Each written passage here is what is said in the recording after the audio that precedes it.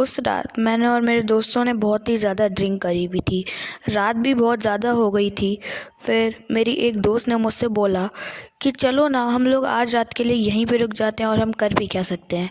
फिर हमें पास में एक मॉडल दिखा, हमने वहीं पे रुकने की सोची। हमारे सोने के लगभग 2 घंटे बाद जो मेरे दोस्त बीच में सो रही थी वो उठी और उसने बहुत ज़्यादा डरे हुए चेहरे से मुझे बोला कि इस मॉडल से भागो जल्दी। वो यही दोहरा रही थी। फिर मेरी आँख खुली। फिर मैंने उससे बोला अभी तो सोए हैं हम। उस पे उसने मुझे रिस्पॉन्स दिया, तुम जल्दी भागो वरना मैं भाग जाऊंगी यहाँ से अकेले।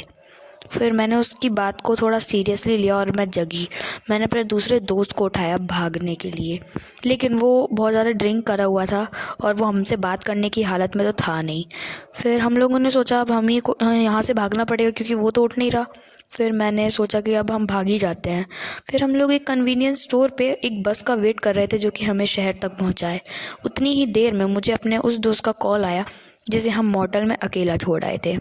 मैंने कॉल उठाया।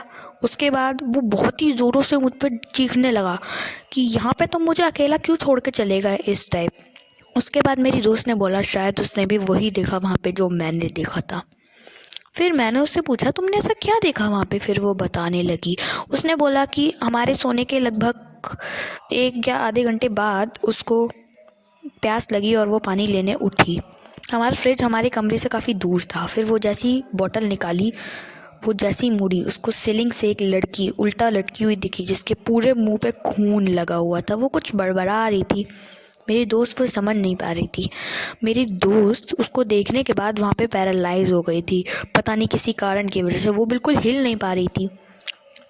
थोड़ी ही देर बाद वो लड़की वहाँ से गायब हो गई एंड देन मेरी दोस्त हिल सकती थी।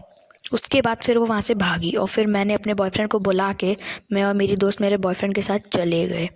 उसके बाद फिर हम लोग सुबह उस मॉडल की शिकायत करने आए उसकी। जैसे ही हम आए हम देखते हैं कि वहाँ पे बहुत सारी पुलिस कार्स लगी हुई थी। हमें नहीं पता था वो क्यों है। हमने एक आदमी को देखा जो कि वहीं पे खड़ा हुआ था। हमने उससे सोचा कि पूछते हैं। हमने उसे सब बता दिया कल की घटना के बारे में और हमने पूछा यहाँ पे पुलिस वैसे है क्यों। वो हमारी घटना सुनने के बाद बहुत बुरी तरह से डर गया, बहुत बुरी तरह से। फिर हमने कहा बताओ ना। फिर उसने हमें बताया और उसने हमें ये बताया कि कल रात यहाँ पे एक लड़की का मर्डर हुआ था।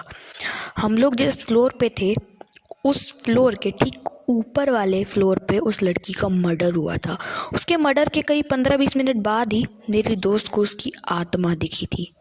इस कहानी को सुनने के बाद हमारे को गूज़ बम्स आने लगे और हम वहाँ से कुछ सोचे समझे बिना बहुत ज़ोरों से भागे। और अभी मुझे अगर मैं कभी भी रात में मेरे को वो घटना याद आती है तो मैं सो ही नहीं पाती हूँ, बिल्कुल भी नहीं सो पाती हूँ।